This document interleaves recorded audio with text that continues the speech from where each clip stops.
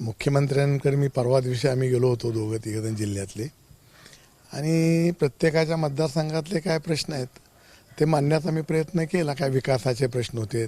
आमच्या इथले सगळे लोकप्रतिनिधी हे विरोधी पक्षाचे असल्यामुळं तालुक्याचा विकास हा मंद गतीनं चालू आहे.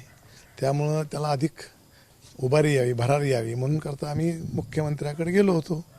आणि मुख्यमंत्री हे आमचे जुने संबंधातले असल्यामुळं आणि आम्ही आणि त्यांनी एका वेळेला अनेक वर्ष विधिमंडळात काम केलं असल्यामुळं त्यांनी आमच्या मागण्या सकारात्मक दृष्टिकोनातून पूर्ण करण्यासाठी प्रयत्न करतो असं आश्वासन दिले. त्याच्यासाठी आम्ही गेलो होतो.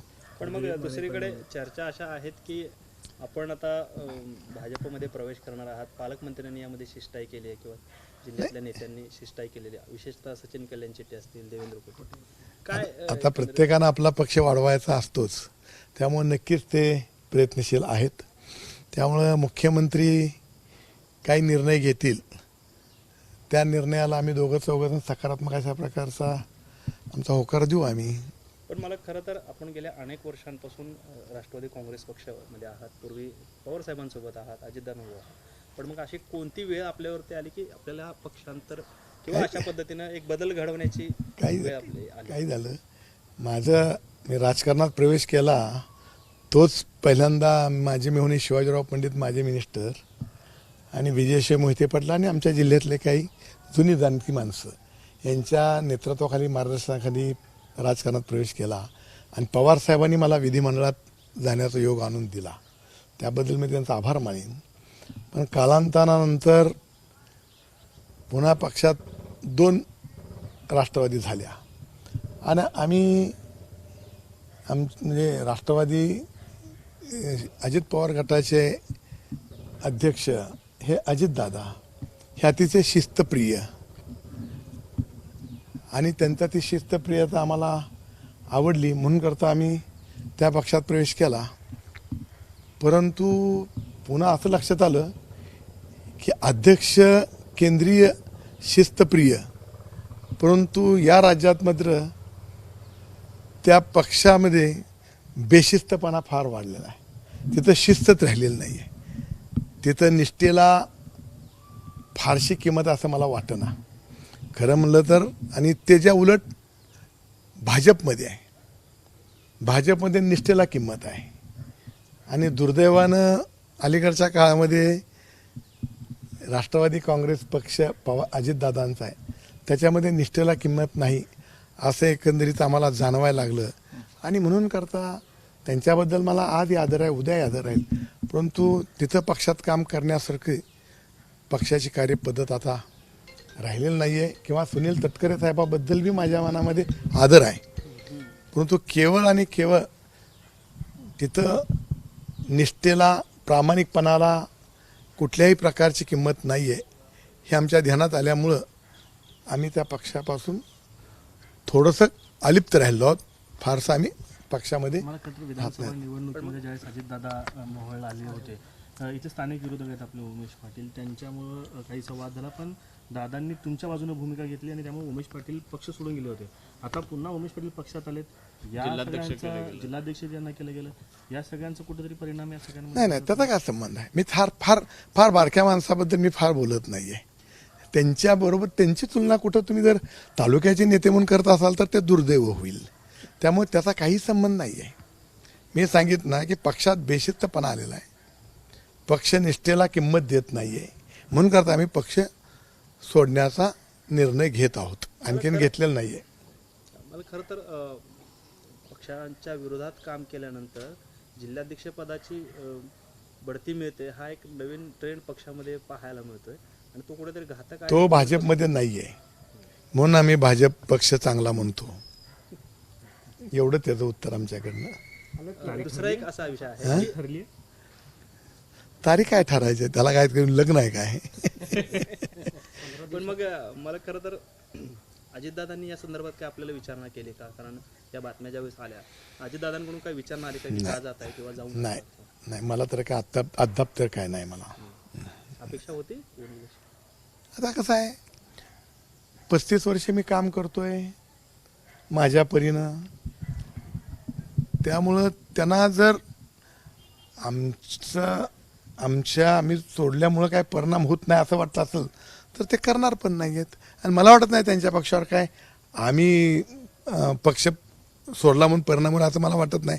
खूप दिग्गज लोक आता जिल्ह्यामध्ये आहेत त्या पक्षामध्ये, अतिशय अनुभवी आहेत, अतिशय स्वच्छ आहेत, पारदर्शक आहेत, प्रामाणिक आहेत, निस्वार्थी आहेत, निगर्वी आहेत, भ्रष्टाचार म्हणजे अण्णा हजारेपेक्षा चांगलं काम करणारे लोक आहेत त्या पक्षामध्ये आता आमच्या जिल्ह्यामध्ये. त्यामुळे पक्ष त्यांचा मोठा वाढेल आणि त्यांना आमच्या शुभेच्छा राहतील.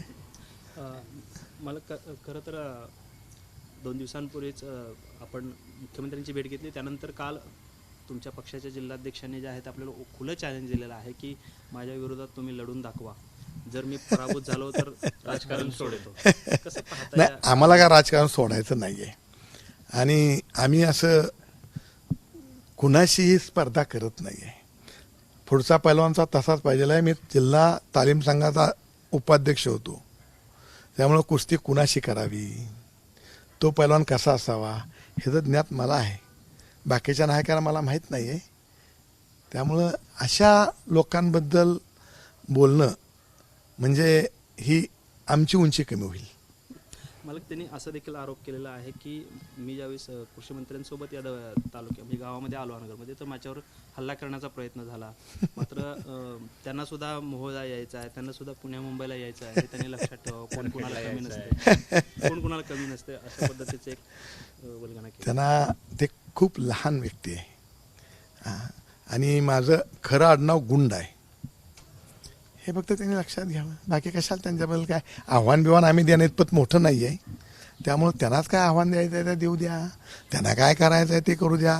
फक्त मी एकटा मुंबई, पुणे, महाराष्ट्र, हिंदुस्तान कुठे मी एकटा कधीही आपण सांगल त्यावेळेला मी तिथं येतो.